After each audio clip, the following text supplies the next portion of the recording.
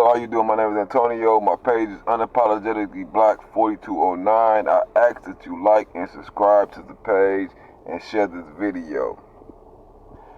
Right now in Atlanta, we're dealing with Cop City. Cop City, what it does is it put a mirror and magnifies the fact that democracy does not exist in America, one of the most incarcerated nations in the world. See, we do not understand that democracy does not exist and you are not a free nation until you try to execute your democratic rights. Whenever blacks have, black people or people of color or poor or disenfranchised people have tried to execute their democratic rights, try to apply the Constitution to you, you will quickly realize that the Constitution is not afforded to you. And they show this to us by arresting the people who raise money for the bail of the protesters for Cop City. George Zimmerman raised multi-million dollars, $2 million, when he killed Trayvon Martin. There was no search on the people who financed Trayvon Martin. Kyle Rittenhouse raised millions of dollars for his campaign. There was no targeting of the people who donated to Kyle Rittenhouse. The white guy killed the black guy in D.C., in New York, on the subway. Raised millions of dollars. There's no investigation into these things. However, you're raising money and when you're protesting Cop City, which is overwhelmingly, which has a large group of citizens protesting against Cop City. So the concept of self-governance, local government, none of that matters to white people because they're attempting to create a larger police state in America. Now what you're seeing is white people are now reaping the benefit, reaping or suffering from the effects of allowing the COINTELPRO and the FBI to do the illegal things they did to black. The Black Panthers, Martin Luther King, Malcolm X, how they allowed those organizations to abandon the Constitution, right, and execute blacks, Americans, is now coming back. The president shattered the record for turnout at a city council meeting Monday as thousands lined up to voice their opposition to the construction of a massive police training facility known as Cop City.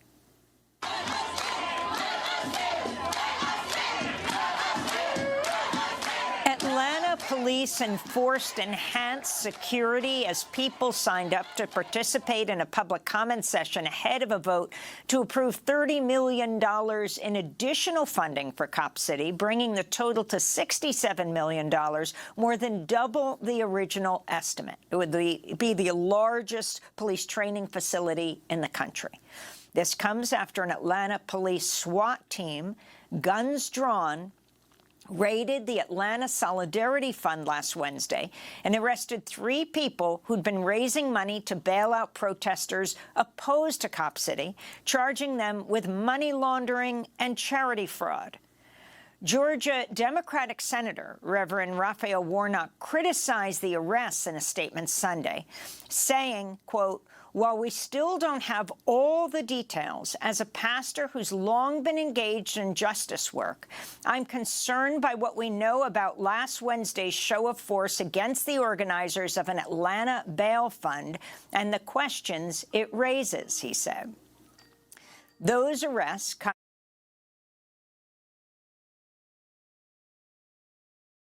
With the largest number of prisoners per 100,000 of the nation's population as of January 2023, El Salvador, Rwanda, Turkestan, America, Samoa, U.S., Cuba, United States.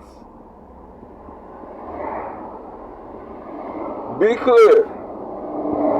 So United States, this is the United States territory, and this is United States.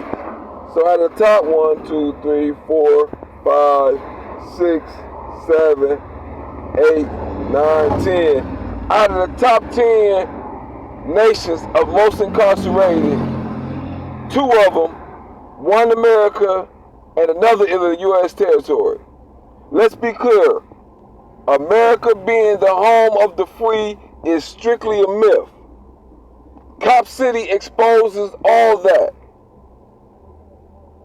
Know about last Wednesday's show of force against the organizers of an Atlanta bail fund and the questions it raises, he said. Those arrests come as 42 protesters face charges including domestic terrorism for opposing Cop City, and after Atlanta police shot dead the environmental activist Manuel Tortuguita Terán in January. An autopsy shows they were sitting with their hands raised up in front of their body when police shot them 57 times. This is Muskogee Indigenous leader Neko Chabon addressing the Atlanta City Council on Monday. I am a part of the Methodist structure. I have been a part of the United Nations Permanent Forum on Indigenous Issues. I have been with conversations of human rights all across the world. I have walked with refugee camps in other parts and other nations of indigenous peoples. I've seen situations just like what we're going through here in other countries. One of the biggest issues with America and why I focus on the issue dealing with race is because everybody is so quick to overlook the injustice that occurred to black people. Why do you have to go overseas to see examples like this when you can go to past examples of black leaders that this has happened to directly in America? It's because everybody always overlook the inhumane treatment of black Americans. Because our humanity is constantly ignored, that they believe this is the first time you have seen the government apply itself against political organizations with using violence and using the legal system as a means to crush a political opposition. This is not the first time we've seen that. We've seen that when the blacks have sought out their equality. By a police crime lab, couldn't be sure the panels were one and the same. Through the living room has 2 holes in it. This one I'm pointing to right here, 10 inches from the edge, and this one down here, 12 inches. This one I referred to being 25 from the top, and the second one 36 from the top. Now, as you open this, there's also, of course, a knob door in this one. As you open this door, there's blood behind the door. The top hole shows that the bullet was incoming. They fired through the door and hit the brother through the door. The brother fell here. Most of the blood is dried up, but you can see a little bit of it there and a little bit of it on the floor. The brother was shot 4 or 5 times, so after they came through the door, they shot him again to make sure he was dead. Mr. Montgomery, Dr. Constantino testified today that Mark Clark could not have struggled after receiving that shot through the heart. Now, in your mind, does this contradict the testimony of Officer Davis, who described a struggle? Yes, it seems to me that that was a very startling thing. We also learned that the bullet, which was in fact recovered from Mr. Hampton's body, was a bullet fired out of a carbine by Officer Davis. So that indicates also that Officer Davis may well have walked into that back bedroom, contrary to his testimony, and fired a shot into the body of Fred Hampton at one point in time or other. I've seen things going on where people have been killed, just like what we're trying to say should never happen here, all over the world, and I don't want that to increase.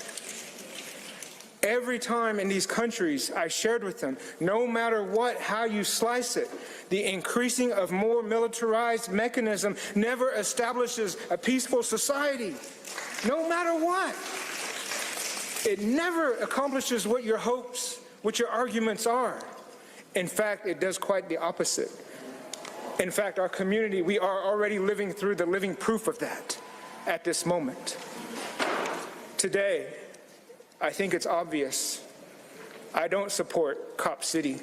Monday's Atlanta City Council meeting started in the afternoon and continued for nearly 15 hours until about 5 a.m. this morning. At one point, protesters broke out in song as public comment continued.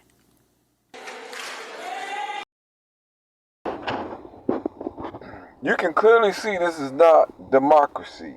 You can clearly see overwhelmingly discontent, or overwhelmingly the community is object to this being built in their area. However, their elected officials are ignoring what they are saying and has doubled the budget on a project that the community is protesting. If this is not evidence that you do not have a democracy, then I don't know what to tell you.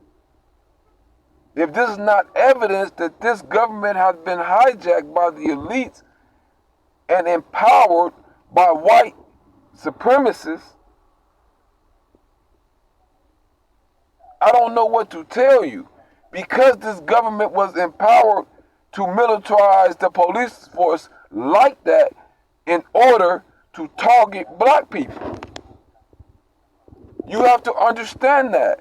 These white people who are talking about fearing this police state supported the militarization of this government because they wanted to force blacks to live in poverty.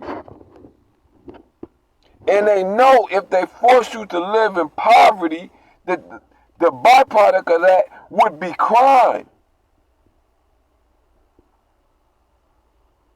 So they was in full support of a police state empowering white police and allowing them to have uniform immunity. But what they did not realize is empowering these people in that form empower them to do the same things to you.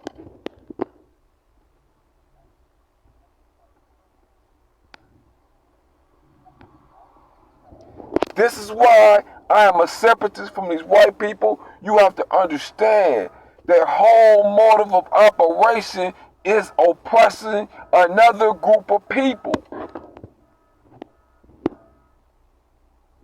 And they do that through force, military force. So as long as you're supporting and participating in their system, you're financing your enemies.